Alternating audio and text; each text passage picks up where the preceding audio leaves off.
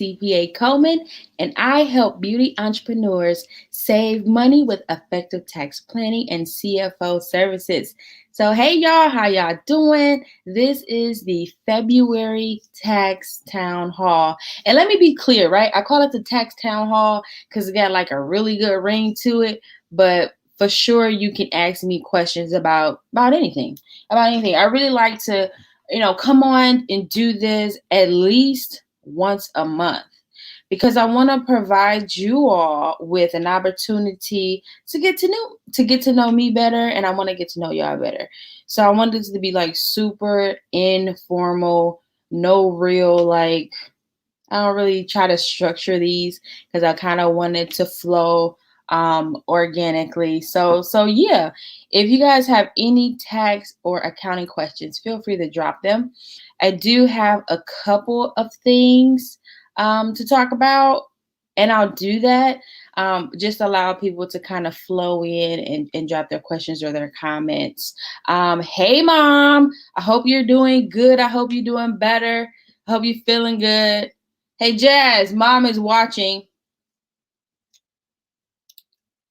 So yeah, Jazz, that's my sister. She's here at the house with me hanging out. Um, and I see my mom watching. She is not, she's not feeling well. So everybody keep my mom in y'all prayers and pray that she overcomes this sickness. Um, but yeah, like I said, you coming in. Hello, Preserve Skin Studio. Hello, Bloom Theory. Hello, Unfiltered Kathy. Go ahead if you have any tax or accounting questions. Go ahead and drop them now. We can start answering them. And then I got a couple things I do want to hit on. So good morning. I do got a question. Good morning. Is issuing a 1099 to your landlord mandatory? So I'll go over those 1099 requirements real quick, right? So we just passed one of the 1099 deadlines. The deadlines for Form W-2 and 1099 NEC. NEC is for non-employee compensation. That's for like if you had workers that were not W-2, you would then give them a 1099 because they provided services to your business of at least $600 or more, and they were an individual or unincorporated business, right? But then we have another deadline, the 1099 miscellaneous, and like all the other is a bunch of 1099 series forms, but particularly the miscellaneous one that has a later due date. And typically you would give this to like attorneys, accountants, and landlords, right? If you're renting space from them. Now, if you're a landlord, I think that you clearly is going to pass that $600 or more threshold, right? But if your landlord is an individual or an unincorporated business, meaning like a sole proprietor, a single member LLC, a multi-member LLC, or a partnership, you got to give them one. If they're a corporation, you do not have to give them one. And you can know this information by simply asking them, or you can give them a Form W-9 to fill out. And on that form, they state what structure they are, and then they sign it. You keep that for your records. So if the IRS comes knocking, they say, well, why do you give your landlord a 1099? You can show them the W-9 that you issue to your landlord. And this is your landlord stating, no, my business is not organized as a sole proprietor, a single member or multi-member LLC or a partnership. So you don't have to give me a 1099. I am a corporation, essentially is what they're saying. And then that's kind of your proof to the IRS that you did what you're supposed to do. So I hope that answered your questions. Let me know if it didn't answer the question. But if your landlord is not a corporation, an S corporation or a C corporation, you got to give them one. Okay? I hope that answered the question. But so everybody else who's coming in, feel free to drop your questions and your comments, anything tax or accounting related, or if you just want to know more about me. All right. So again, let's go through some. I have a little bit of content to give to you all. So we are in tax season. IRS announced that they're going to be officially officially accepting e-file tax returns on February the 12th. Today is the 5th, so that is in 1 week. That is next Friday, okay? Over the course of the next, 7 to 8 weeks, all of my content is going to be dedicated around getting you all ready to slay this tax season. I know it's kind of a stressful time. It can be somewhat stressful because obviously you're running your businesses, you're doing your job, but you got to file a tax return. And some of y'all, I've been accepting, I sent out all of my, tax questionnaires.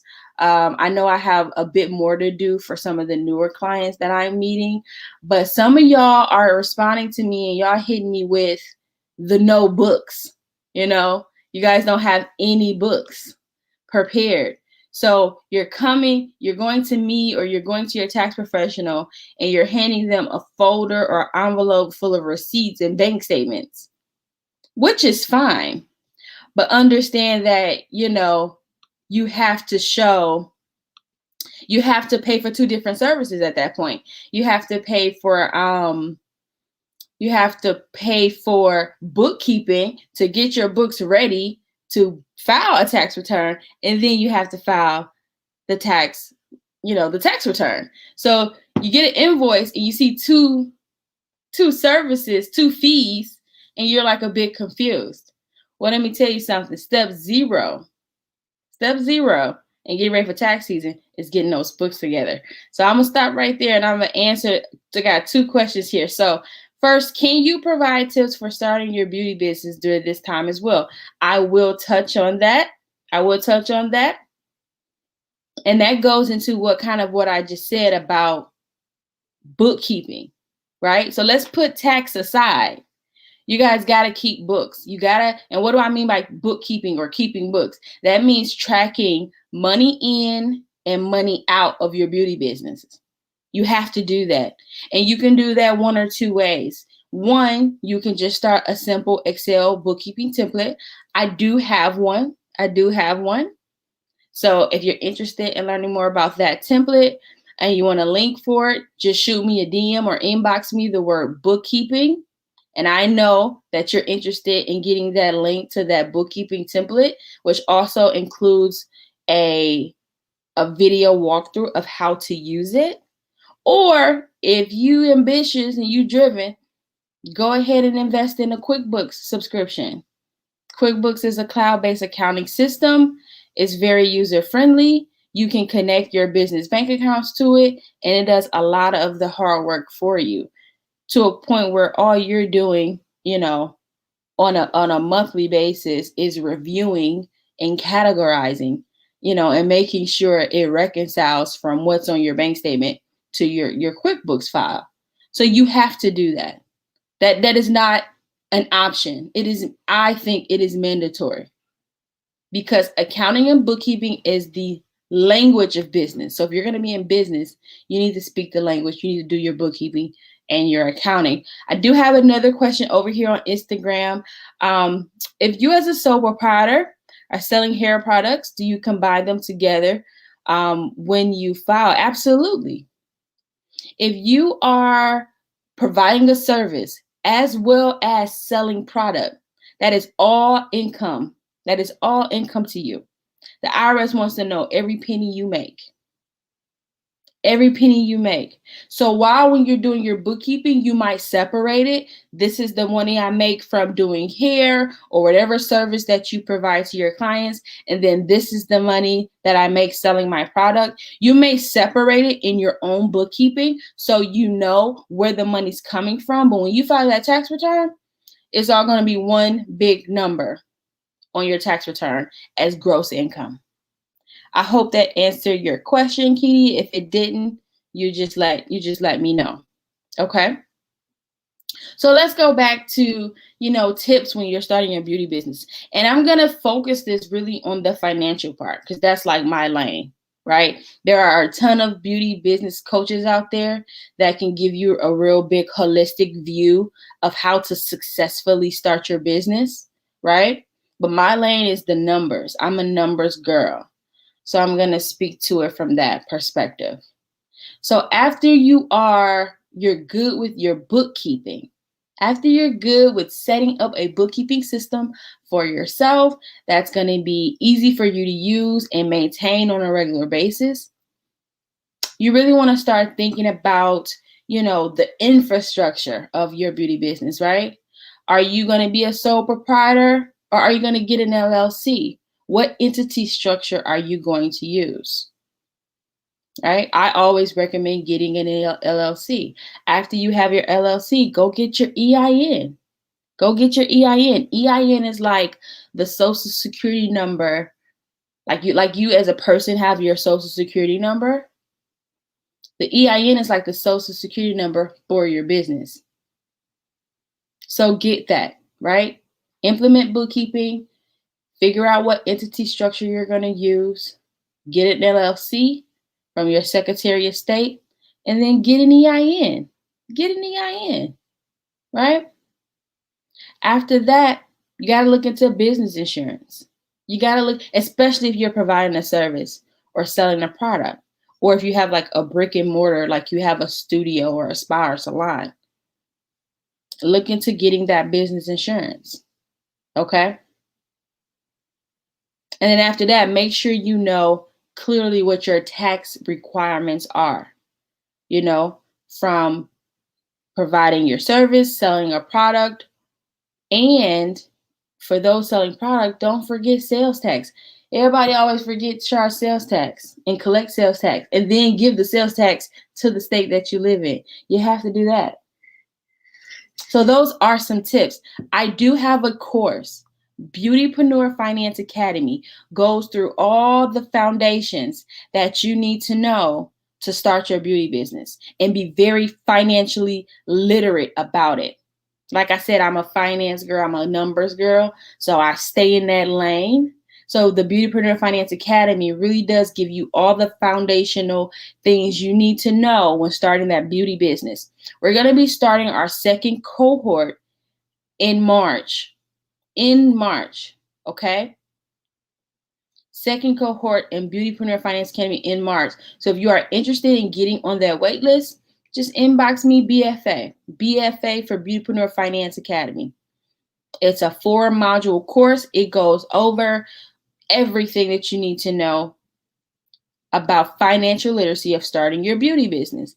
We're talking regulatory, so all the like legalese stuff, bookkeeping, how to track your finances, talks about accounting, what do those numbers mean?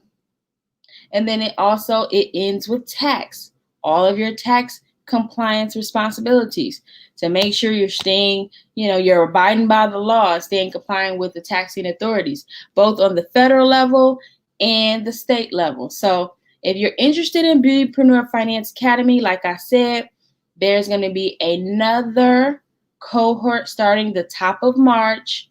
Just inbox or DM me the phrase BFA, and I will send you the link to get put on that waiting list so you know right when it opens. And you can usually, when I open it, like the first 24 hours, I do give somewhat of a break on the investment required to join the cohort. So you really want to know right when it opens so you can get the best deal for a BFA. Okay, I do have another question here. If you have a suite and you pay for the spot, can you write that off? Absolutely. That's rent. Absolutely. That is rent. That is rent. So you can absolutely write that off. Let's talk about deductions real quick because I get a lot of questions around what can I deduct? What can I deduct? What can I deduct? I want to kind of shift that mindset from what can I deduct to what can't I deduct, right? I want you to assume that you can deduct everything. If you are spending money and that money is on something for your business, to operate your business, to run your business, to build your business, to anything related to your business, assume you can deduct it and deduct it. There are only a few things you can't deduct. There's only a handful of things you can't deduct. Everything else you can, right? When we're thinking about the tax law, most of the tax law is about deductions, about what you can deduct. So assume you can deduct everything. Use this as like a guiding principle when it comes to deductions. You know, you can't deduct anything personal. It has to be related to your business. Okay? It has to be. But if it is, assume that you can deduct it. All right? So again, the content that I'm going to be delivering from now until like 7 or 8 weeks is going to be centered around getting you ready for tax season. Step number 0 is get those books together. Okay. I do have a course, a mini class on getting your books together for tax season. Okay. It's a mini class. It's me on screen sharing with you how to review your bank statements and your receipts, and how to organize all of that into a bookkeeping template and producing a profit and loss. And you do get the actual template that I use in the mini class with, if you purchase the mini class, you get the master class with me explaining how to use the bookkeeping template. You get the actual template, and you get some other companion PDFs and tools to help you get your books together. But at the end of this mini class, you're going to have a profit and loss, one pager that you can just give your tax professional and be ready for tax season. No more extra fees for you. And then for all of you that are planning on applying to PPP or EIDL, you need financials to do that. So you can use the profit and loss for that purpose as well. So keep that in mind, y'all. When y'all go into y'all tax pro and y'all got, y'all not coming with just a 1-page profit and loss, they're going to charge you more. Even if they don't, though, right? Even if they don't charge you, how do you know that they reported on your tax return everything that's in that folder of receipts or bank statements? You don't know because you don't have anything to check against it, right? Please, y'all, don't trust your tax pro that much not to check their work, okay? You still got to understand what's on that tax return, okay? So step 0 was bookkeeping. Step one is going to be gathering all of your data and all of your documents. Data means your financial data, so your books, right? The ones that are together, the ones that you have compiled into a profit and loss, and also other documents that folks may be mailing to you, right? Maybe a W-2 if you did some other work, maybe some 1099s, 1095A if you got insurance from the marketplace, things like that. So watch your mail. That stuff should have been mailed out last week, so you still should be getting it like around this week or even going into next week. Step number 2 is deciding whether you're going to do your own return or hire somebody. Do your own return or hire somebody. Which one are you going to do? That's step number 2. And I'll give you information around how to make that decision and how you interview folks, right? How do you find a good tax professional? Because one thing we don't want to do is be like switching up all the time. Step number 3, once we know if we're doing it ourselves or hiring somebody, we want to make sure we report all our income and all our deductions. And reporting all your deductions, that goes back to, thinking everything is deductible. Assume everything is deductible. And then maybe asking the question, what's not deductible? As a guiding principle, most, if not all things you spend money on for your business will be deductible if it's related to your business, okay? Now, step number 4, after you report all your income and all your deductions and you've prepared the return, you got to review it. This is even if you hire out, you still have to review it. When I do tax returns, I send my clients a meeting request, even if it's just for 15 minutes to walk through that return to review it, to make sure you understand what's being reported and how and the why. Because let me tell you something, if you were to get audited, the IRS is not going to care that you trusted somebody They're going to say, hey, you signed this return. You still should know what's on it and agree and be able to explain it to us. How do I know that? I spent my first 8 years working as an IRS agent. And I never let them use that as an excuse with me. If you're signing a return, you need to know what's on it. So that's why you need to review your return. Okay. Step number 5 is going to be audit proofing that return. Audit proofing. What does that mean? Audit proofing. It means that if when you look at your return and you see something weird, like, whoa, I spent way more on advertising this year than last year, which is fine. If it's legit, it's fine. But I want you to document the reason for the major increase. Document why. Maybe you amped up advertising because you know that's a major driver of revenue for you. And you know you have higher revenue goals. That's why you spend more on advertising. I want you to do this because if you're ever audited and they pick out the red flags, you've already done it. You already have the documentation and the explanation. You can be able to give that auditor your audit proof file and you can end that audit real quick by giving them everything they need to prove your red flags. You've already done the work for them. And I know you're probably like, well, why would I do their work for them? Because you want that audit to end quickly. Maybe you want it to end before it even starts. That's why. That's why you do that. Okay?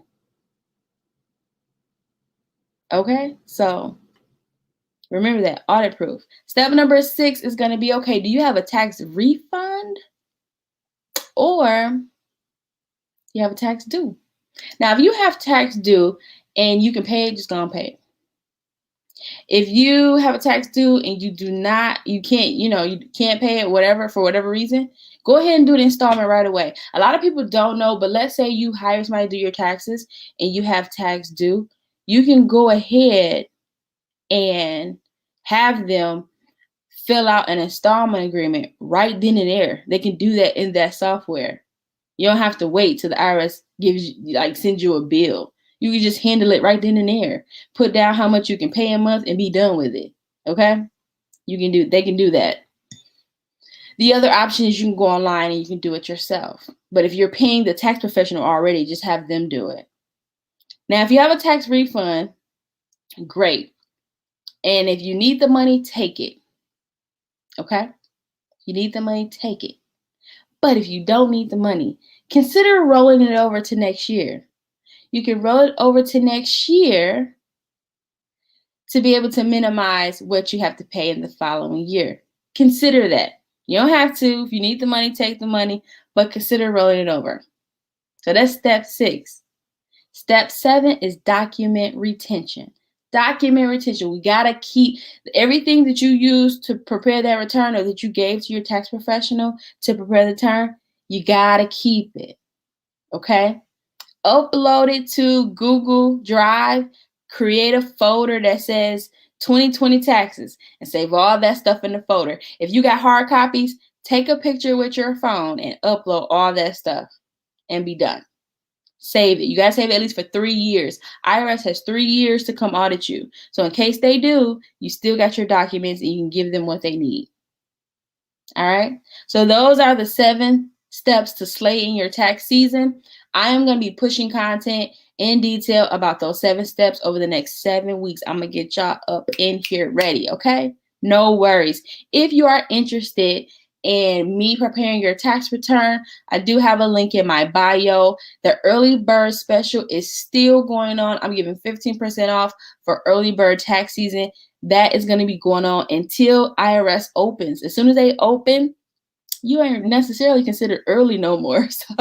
So the early bird special will be going away. But it is still, that 15% is still valid. Hit that link in my bio and we can get together. I can give you a quote exactly how much your return would that investment would be if you would like me to prepare your return, guys. So that's all I got for today. That is all I got. I am going to come on again a little later. a little later or maybe early tomorrow morning, because I want to give you some monthly bookkeeping tasks.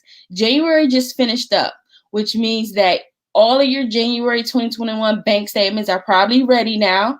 And now we can do some bookkeeping. Okay, so look out for me going live maybe later today or early tomorrow morning. I'm leaning more towards early tomorrow morning, because I notice when I can catch a lot of y'all before y'all start work. So I may do that early tomorrow morning. I'm gonna give your monthly bookkeeping task. What should you do now that January's over to do your monthly bookkeeping for January 2021? Okay, I'm going to do that. So look out for that. Guys, you came with some great questions. Preserve Skin Studio says the tax planning guide was super helpful. Awesome. I'm glad you liked it. What she's talking about, guys, I have a tax planning bundle out there for beautypreneurs. It is awesome. I put a lot of work into it, and I think you guys will find it super helpful. It's the same process that I use when I do tax plans for my clients. So check that out too if you're interested. The link is in my bio. Okay, guys, I'm gonna go. I'm gonna start my day. It's tax season. I got some work to do. But look out for me again tomorrow morning for bookkeeping tips. And you guys have an awesome Friday. Happy Friday. Have a good Friday. I hope you guys end the week well. So I'll see you later.